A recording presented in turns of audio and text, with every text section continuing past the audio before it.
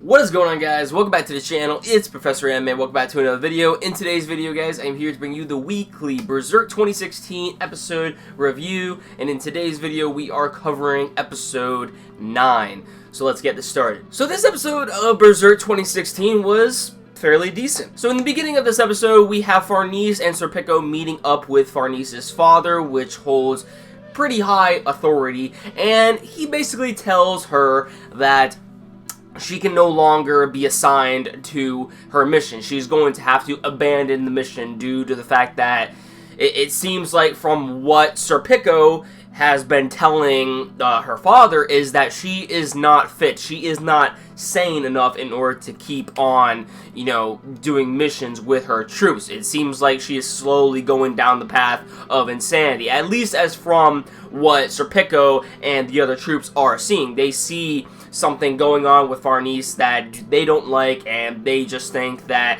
she is not fit to be leading them at this given point in time. And then by the time they leave the room, we see that Farnese ends up slapping Serpico because she's basically like, "You snitched on me? Like, the fuck, dude?" After this part of the episode is where we transition to the next part of the episode, into which things from here on out get pretty hype and also very chaotic, as well as technically we have the whole Tower of Conviction being overrun by demons. So how does this happen? We have it to where Casca ends up being brought into the torture chamber by Father Mozgus' subordinates, and Father Mozgus starts inspecting Casca to make sure she is indefinitely a witch, and he presumes that the mark on her chest is the mark of a witch. So what does he do? He places her inside this sarcophagus looking thing. I can't remember the exact name on what it's called, but it's like a sarcophagus, kind of like a coffin, into which basically it has needles inside that once someone ends up going in there and once it shuts, all the needles are pretty much contracted to the point to where they freaking pierce the flesh of the given person residing within that sarcophagus. So Casca was about to die at that given moment in time. However, due to the fact that Casca was saved by the incubi, this is where things start to go haywire. So this is where we see the needles about to pierce Casca's flesh from the sarcophagus, and her brand begins to activate, and then demons just start to pour out all over the room, and they devour everything in sight.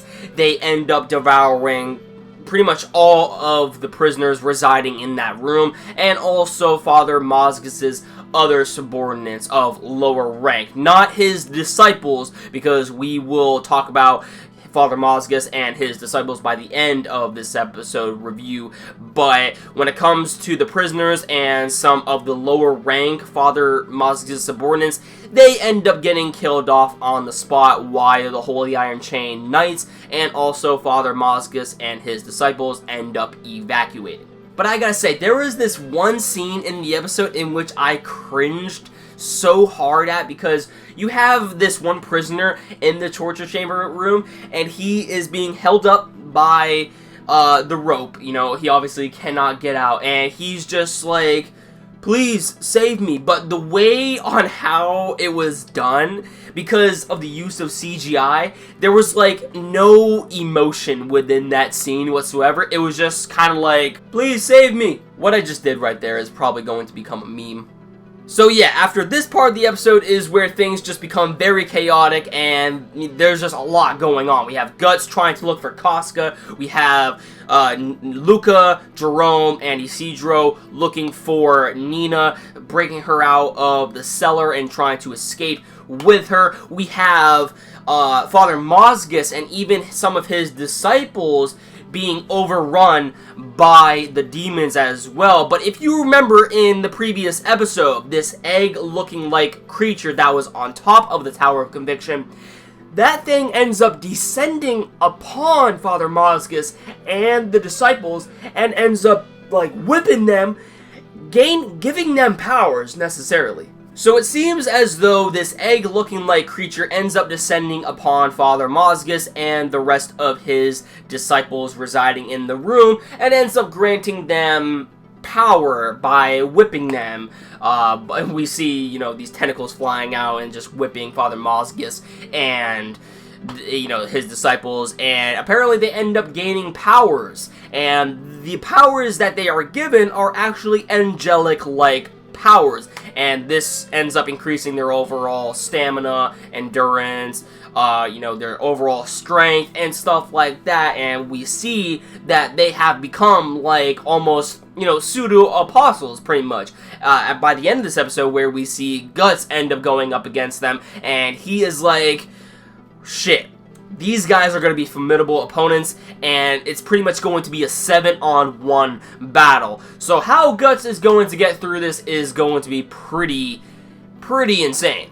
And of course, the last bit of this episode that we need to talk about is where we see Nina holding on to Luca's life.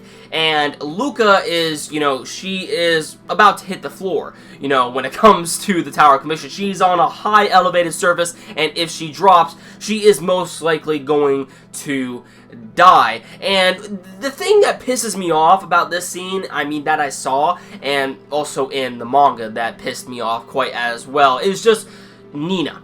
Nina, I still hate Nina. I don't know how many people actually like Nina or, you know, who hate her, but definitely let me know in the comments down below. But I really hate this girl. Like, I swear, she better get some character development in order to just open up her eyes, because as I stated in my previous review, you know, she's just a very coward-like person. And she is holding Luca by the hands.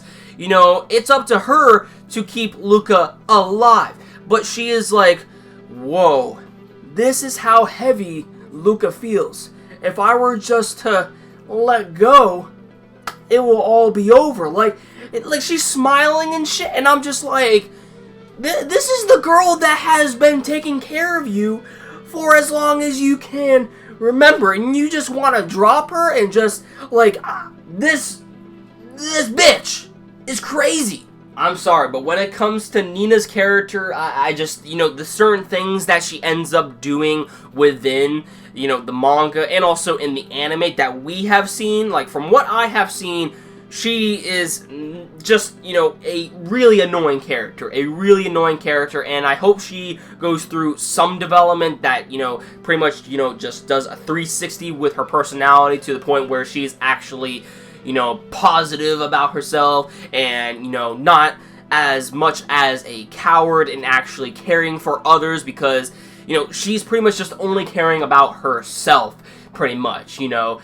So, I don't know. When it comes to Nina, we need her to go through some development. But anyways, we have it to where Luca actually decides for herself to pretty much drop down, and she thinks that this will be beneficial for the group in order for them to escape, and she basically calculates in her mind that maybe she can get away with just a broken leg. But then we have it to where, I mean, obviously, we know for a fact that if Luca were to fall down, all the way down, she were to die. But she was actually saved by the Skull Knight, which is very interesting indeed. And he basically tells her, you know, this is not heaven and this is not hell. This is, when they reach the ground, of course, this is actually a place into which it's like a burial ground below the Tower of Conviction, and residing in this place is actually where the egg-like creature appears. The Skull Knight says, come on out,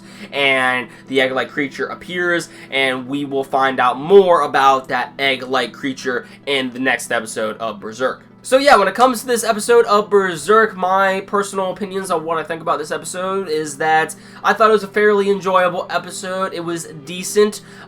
There were quite a few cringy moments within this episode, onto, like, especially how some of the CGI ended up going about, but I've already stated my little rant on how I feel about the CGI in Berserk in my earlier review, so I'm not going to go over that, but there were quite a bit of cringy moments in this episode, but this episode contained a lot of action, a lot of things going down at once with the Skull Knight, you know, with Guts, with Casca, Father Mozgus, you know, there was a lot of stuff in this episode, and next episode, I can already tell, is going to be a pretty hype episode, because we're going to see the battle between Guts and Father Mozgus and his disciples play out, which is going to be insane. So, yeah, I'm going to go ahead and get started reading the next few chapters of Berserk, so that way I can get caught up for next week's episode.